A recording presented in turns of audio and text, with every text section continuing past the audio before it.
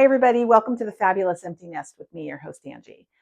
Today, it's been a week. I've been trying to do 2 videos a week, but it just seems like uh, it's been a little whack at my work. We've had a lot of events and some training, and so it's just not been conducive to me getting my videos out the way I'd like to. But it is a priority. So I thought I would combine several topics into this one video just to make up for what I've missed in the last couple of, or in the last week. So I did have a market a week ago, and it was great. I loved the opportunity to go meet people in the community, set up my booth, see what it looks like, see what works, what doesn't work. Have a few things there that I have definitely figured out. Um, I didn't have enough space. I had 2 6-foot tables. I made a kind of a makeshift additional space at the end of my table with some tubs. And then I had a rack that you could hang garments on. And it was barely enough space. What I know I don't have enough of are the crates to like build height at my booth and put things in them. That was definitely something that I need to improve on. It felt like a lot of my things you really couldn't see them because there was everything was so cluttered, and like I have a really cool thing to put my scrunchies in, but you really couldn't see it because just there was just so much stuff. So I have definitely have some work to do. I do have 3 more events coming up. One in the end of October and then 2 in November. So it's going to give me some time to do some work around that and see what I can come up with to make my booth a little more functional and really to be able to see things the way that they should be seen. So that was great. I had a lot of people stop by. I had a lot of affirmation about how beautiful my sweaters were, which is really kind of my heart.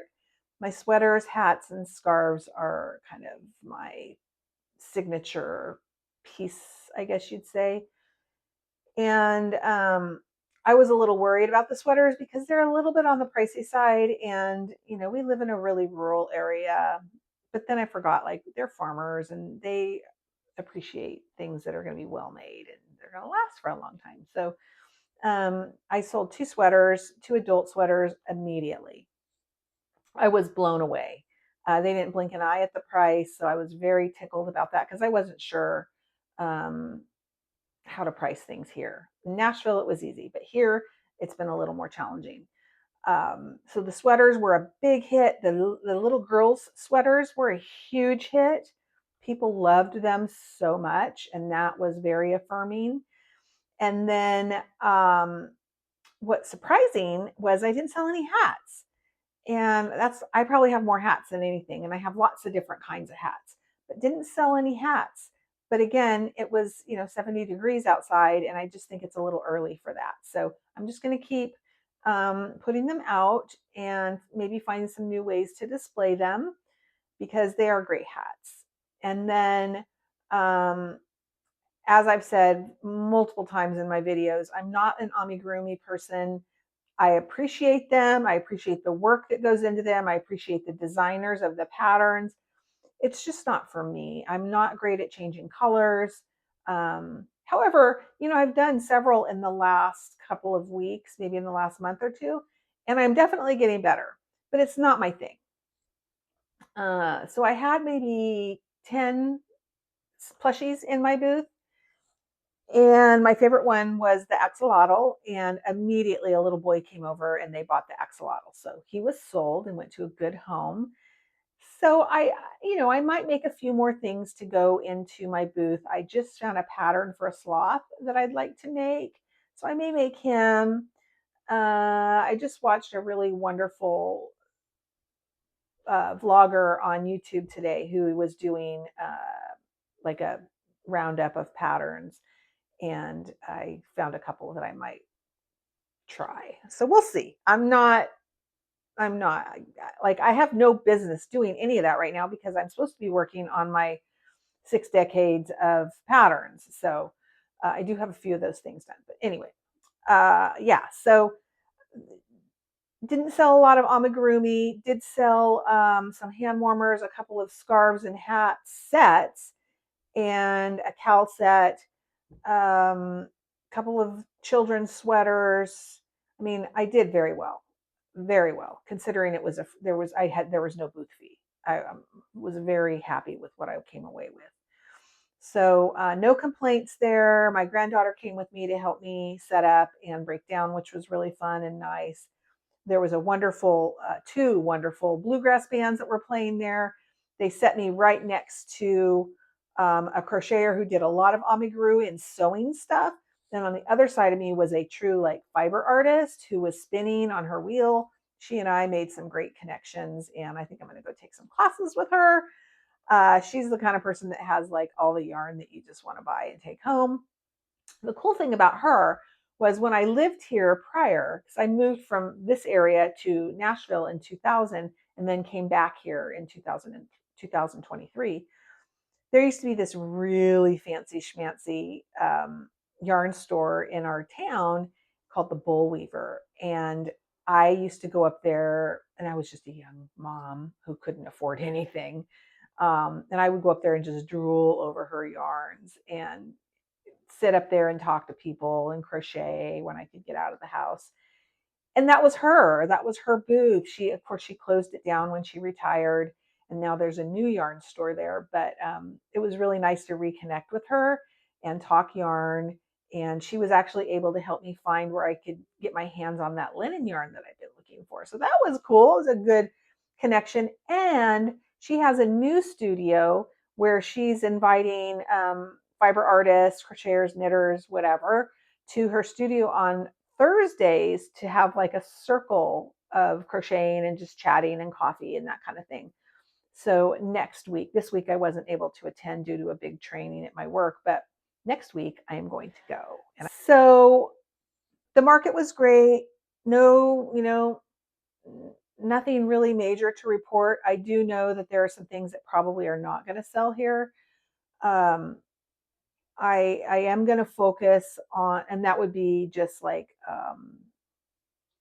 the washcloths, um, just like household things. Like people just, I don't know, it just doesn't seem like a thing here. I'm still going to put them out. We'll see. It may change with the fall markets. I do know that I'm going to focus on making more of the like the bauble Christmas trees and things like that.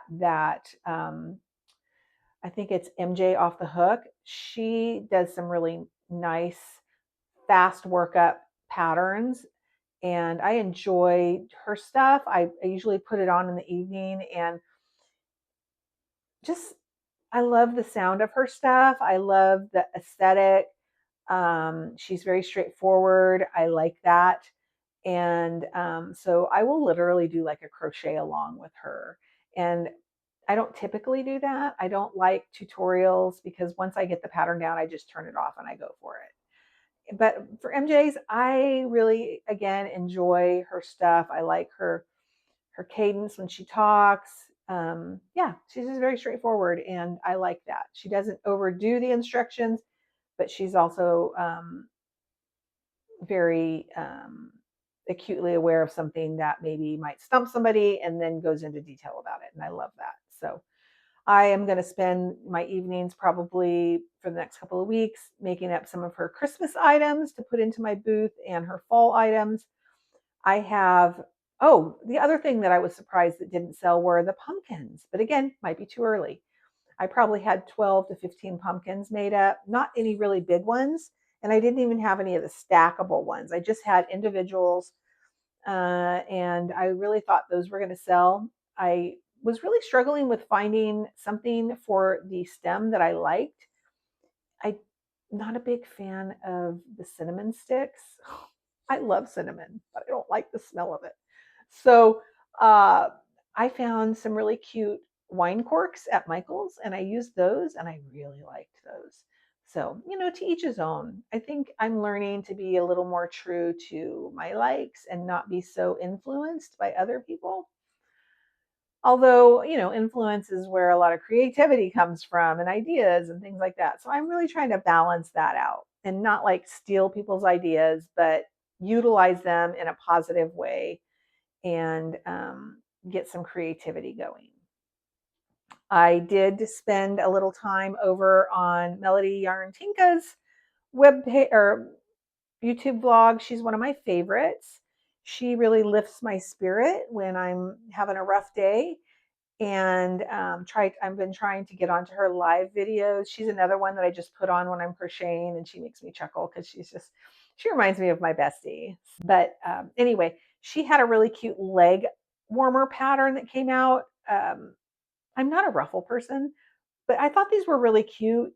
And I have a granddaughter that's in dance. And so I was like, maybe I should make some of these for Ella for her dance. She's 7, maybe 8. So maybe I should make these for Ella for her dance, for dance or whatever. So these were the pair that I made. These are really cute. They didn't quite turn out the way I'd hoped. I'm going to do some pink ones and purple and different colors, but this was what I had.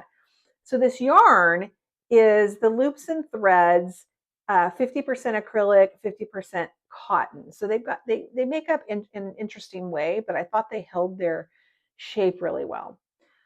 I did fall in love with that yarn. Let me see if I have some here. I don't think I have any right close. But it is good, and I like it. I like the way it works up. It's got a little bit of substance to it. So I thought, what a great idea. I'll make a sweater. So I started this sweater. And I've been having a lot of fun with doing the sweaters in this different way of making one big granny square in the back, like this, rather than, a square of 4 or 6 in the back. The problem is, and I did block this, is that this 50% cotton, 50% acrylic yarn is buckling. Because when I blocked it, I don't think that cotton part of it, I think it's doing something weird. So I've got to figure out how to make that work. Once I put the trim around it and everything, so I'm going to do about a 2-inch ribbed trim all the way around the collar, down the front, and around the back. So it's just one continuous circle. That's the way I like to do mine. I think that might create some pull this out in the back because it's buckling a little bit. And, I realized when I got done that my colors kind of blend together a little bit too much, but that's okay. I mean, some people appreciate this.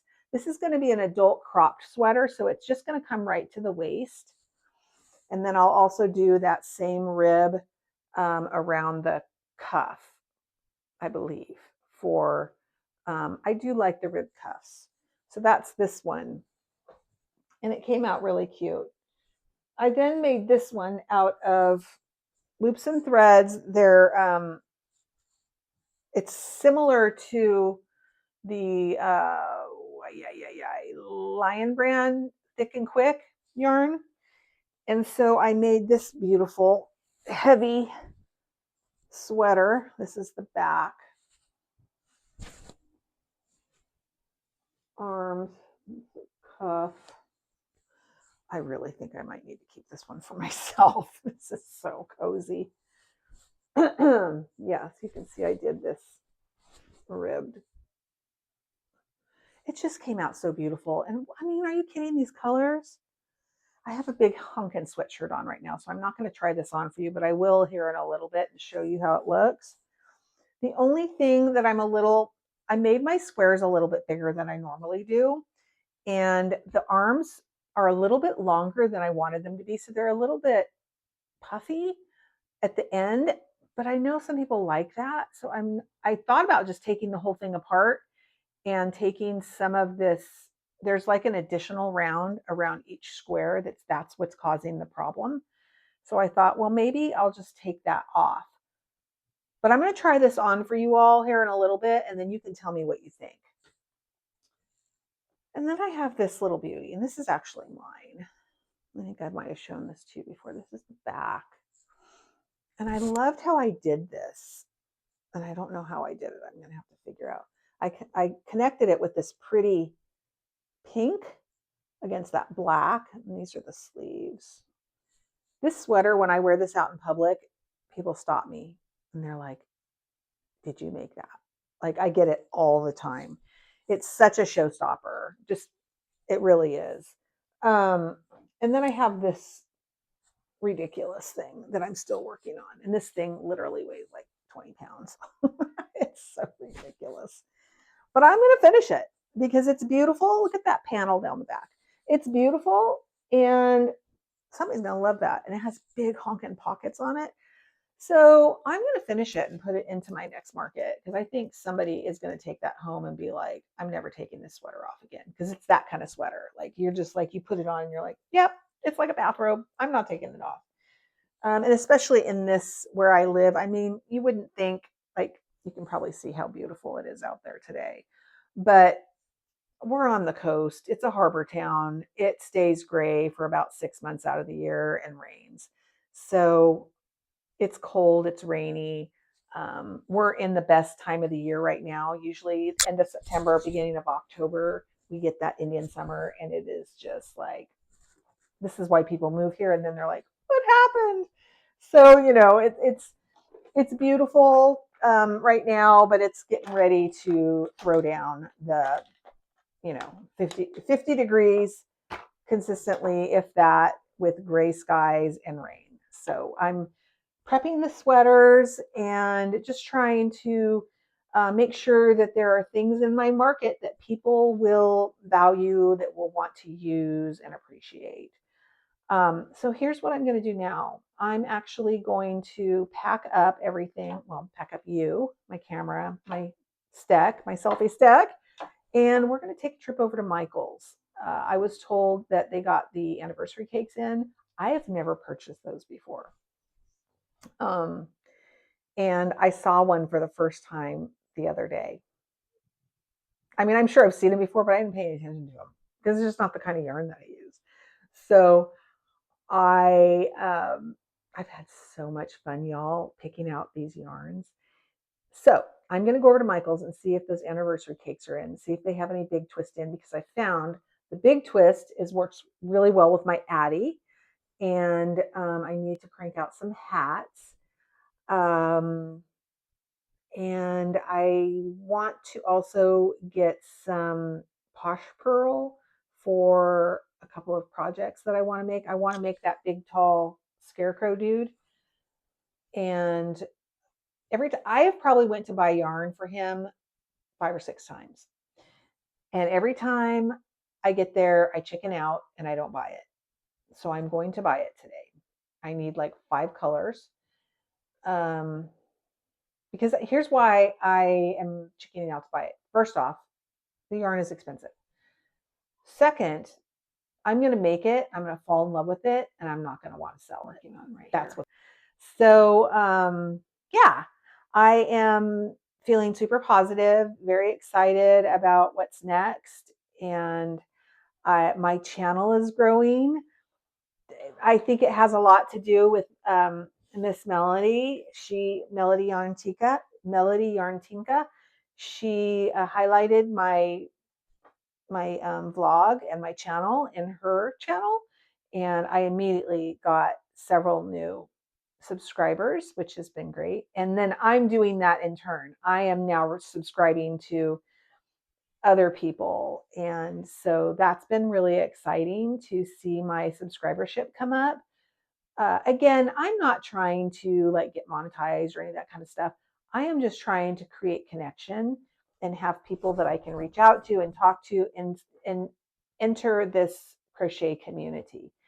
And I would like people who are wanting to crochet enter this crochet community. And I would love to teach and help and connect.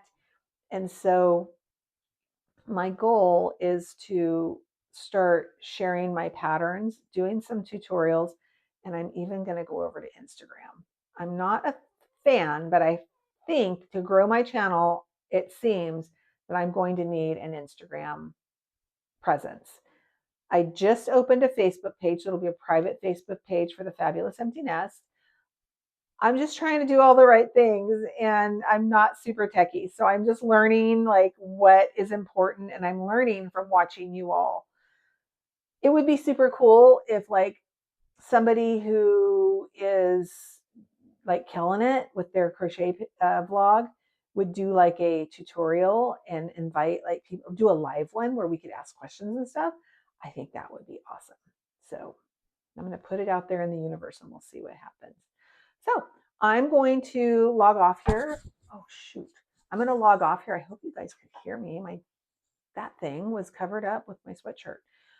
I'm going to head up to Michael's, and maybe if there's time, I'll stop by that little fancy yarn store that I've been talking about too, because she does have some beautiful items. So we'll see you soon. Bye.